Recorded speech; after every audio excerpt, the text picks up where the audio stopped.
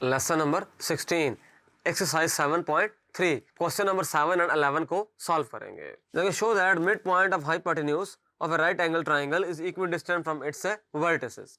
सो देखिए, मैं इसका सॉल्व करूंगा। इसके लिए मैं ड्रा करूंगा, एक कोऑर्डिनेट सिस्टम ड्रा करूंगा। इसके लिए मैं एक पॉइंट यहां पर लूंगा, इसका नाम होगा ए पॉइंट। कोऑर्डिनेट्स होंगे a,0। यहां पर पॉइंट लूंगा बी पॉइंट, कोऑर्डिनेट्स होंगे 0,a। तो ये लेंथ जो है और ये लेंथ दोनों इक्वल हैं। ये बेसिकली एक राइट एंगल ट्राइंगल तो है, लेकिन आइसोसेलेस भी है ये। तो ये 90 का एंगल है। यहां इसका होगा मिड पॉइंट, इसको m कह दूंगा। तो ये इसके कोऑर्डिनेट्स हो जाएंगे a/2 a/2। ये हमारे पास जो एंगल बन रहा है यहाँ पर वो 90 डिग्री का है। ये है हमारे पास ओरिजिन। ओरिजिन के जो कोऑर्डिनेट्स हैं वो हैं 0,0। अच्छा, स्टेप 1 के अंदर मैंने वेक्टर्स लिए। ट्राइंगल OAB, वेक्टर OA जो है वो है a,0। वेक्टर OB है 0,a। वेक्टर OM है a/2 a/2। अच्छा, यहाँ एक इम्पॉर्टेंट बात यह है कि आपको ये बात यहाँ समझनी चाहिए, वो ये है कि ये था पॉइंट A, ये था पॉइंट B। ए कोऑर्डिनेट्स है 0, ए के कोऑर्डिनेट्स है a,0 a,0 और यहाँ पर 0,a है। तो m जो है, जो मिड पॉइंट है, चैप्टर 4 में हमने पढ़ा था मिड पॉइंट का फार्मूला। तो मिड पॉइंट के जो कोऑर्डिनेट्स होंगे वो क्या हो जाएंगे, a + 0/2 0 + a/2, यानी कि a/2 a/2। तो इसलिए OM को हम लिख सकते हैं a/2i a/2j। तो इसको ऑर्डर्ड पेयर में रखना हमने, ताकि हमें आसानी रहे कैलकुलेशन करने में। तो OM जो है ये वेक्टर है, मिड पॉइंट वेक्टर है। अच्छा, ये तो था हमारा स्टेप नंबर 1। इसके हमने इसमें वेक्टर डिफाइन किए। स्टेप नंबर 2, अब फाइंड करेंगे वेक्टर्स। अच्छा, एक और बात यह है कि हमने यहाँ पर ये बात अपने मन में रखनी है कि mid point of the hypotenuse of a right angle triangle is equidistant from its vertices. यानी कि जो मिड पॉइंट है M, ये ट्राइंगल के जो वर्टिसेस हैं वहां से ये इक्विडिस्टेंट है, यानी कि OM फासला इक्वल है AM का फासला इक्वल है BM का फासला के।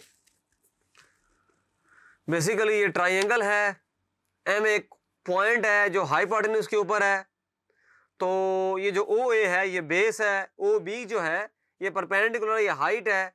ये जो AB है ये हमारे पास हाइपोटेन्यूज है ट्राइंगल का। और ये जो M है पॉइंट, हम ये कह रहे हैं कि ये तीनों जो वर्टिसेस हैं ट्राइंगल के OAB, उससे M जो है वो इक्विडिस्टेंट है। यानी कि सादा अल्फाज में OM फासला इक्वल है OA के, OM फासला इक्वल है AM के और BM के, ये तीनों आपस में इक्वल हैं। ये बात है। तो ये बात हमने प्रूफ करनी है। तो मेरे पास OM तो है ही है, मुझे AM चाहिए और BM चाहिए। तो OM फासला का मैग्नीट्यूड जब लेंगे तो ये आएगा a/2 स्क्वायर a/2 स्क्वायर। तो ये तो क्या बनता है फिर, a²/4। तो ये क्या बनता है, 2a²/4। ये 2 कैंसल, a²/2। तो यहाँ से आप देख रहे हैं कि OM is equal to a/√2 आ गया। तो ये फासला हमने पहला फाइंड कर लिया जो कि इसको नाम दिया हमने ओ एम का, तो ये आ गया a/√2 आ गया। अब फाइंड करेंगे am। am क्या होगा, om माइनस ओ ए। ओ एम जो है a/2 माइनस a कामा 0, तो a/2 माइनस a/2 माइनस 0, तो क्या आंसर आना चाहिए इसका, माइनस a/2 ये हमारे पास am आ गया। am का जब लेंगे मैग्नीट्यूड लेंगे तो क्या करना पड़ेगा इसके लिए, ये इस तरह से है। तो am का जो फासला है फिर हमारे पास क्या आ जाएगा, देखें a²/4 a²/4 सिंप्लीफाई करेंगे एलसीएम लेकर, तो इस तरह का रिजल्ट बनता है 2 और ये 2, तो ये आ जाएगा a/√2 आ जाएगा। ये फासला आ गया, ये आ गया, ये am आ गया। अच्छा अब फाइंड करेंगे bm। नाउ bm क्या होगा, om minus ob a/2 minus 0 a/2 minus a/2, और इसका जब लेंगे मैग्नीट्यूड तो वो भी यही आएगा a/√2 आ जाएगा सिंप्लीफाई करने के बाद। जैसे हमने बाकी सिंप्लीफाई किया है उस तरह ये भी आ जाएगा। इसको कह दें रिजल्ट नंबर 3 कह दें, इसको रिजल्ट नंबर 2 कह दें,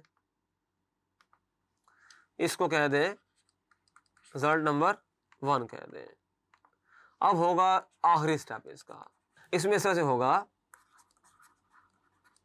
फ्रॉम 1 2 3, हम ये कह सकते हैं OM फासला इक्वल है AM जो फासला है, ये तीनों फासले आपस में इक्वल हैं। This implies M is equi distant from O A and B। तो यहां पर ये बात है प्रूव्ड हो गई। अच्छा ये देखें, ये हमने एक ट्रिग्नोमेट्री का फार्मूला है, ट्रिग्नोमेट्री का है cos of alpha plus beta is equal to cos alpha cos beta minus sin alpha sin beta. इसको सॉल्व करेंगे। अच्छा इससे पहले एक चीज मैं बताना चाहता हूं आपको, वो ये है, इससे पहले एक नोट लिखना है, बल्कि नोट मैं यहां लिखता हूं क्वेश्चन नंबर 11 से पहले, ये तो यहां प्रूव हो गया, यहां नोट लिखते हैं। अच्छा देखें कि फॉर एग्जांपल हमारे पास ये कोऑर्डिनेट प्लान है, कोई भी यहां पर पॉइंट है एक्स वाई, तो ये पॉइंट P है। अच्छा यहां से देखें, ये फासला है, ये फासला है, ये एंगल बन रहा है थीटा फॉर एग्जांपल, तो ये O है। तो लेट करते हैं, लेट ये OP वेक्टर है, तो ये वेक्टर इस तरह से है, तो ये बात हम जानते हैं कि OP जो वेक्टर होगा XI प्लस YJ होगा। अच्छा ट्राइंगल अगर कायम कर दी जाए, फॉर एग्जांपल यहाँ पर ये है, ये फासला हो गया, वो P है, इसको कोई पॉइंट कह दें, M कह दें, तो ये जो OM है ये बेसिकली X है और ये क्या है, Y है। तो ट्रिग्नोमेट्री से अगर इसको R कह दिया जाए, ये फासला R है, तो X होता है R cos थीटा, Y होता है R sin थीटा। तो OP जो है ये बन जाएगा, यहां पर लिखेंगे इसको R cos theta I R sin theta J है। अच्छा ये R वेक्टर है अगर, तो अब सिचुएशन ये है ये बात तो हमें यहां पर समझ लेनी चाहिए कि ओ पी का जो मैग्नीट्यूड है उसको हमने आर कहा हुआ है।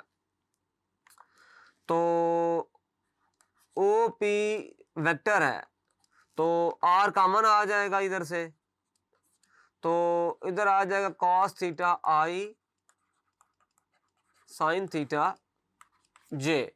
अच्छा आर से डिवाइड कर दें इधर ओ पी ओवर आर, तो यह आ जाएगा कॉस थीटा आई कैप साइन थीटा जे कैप।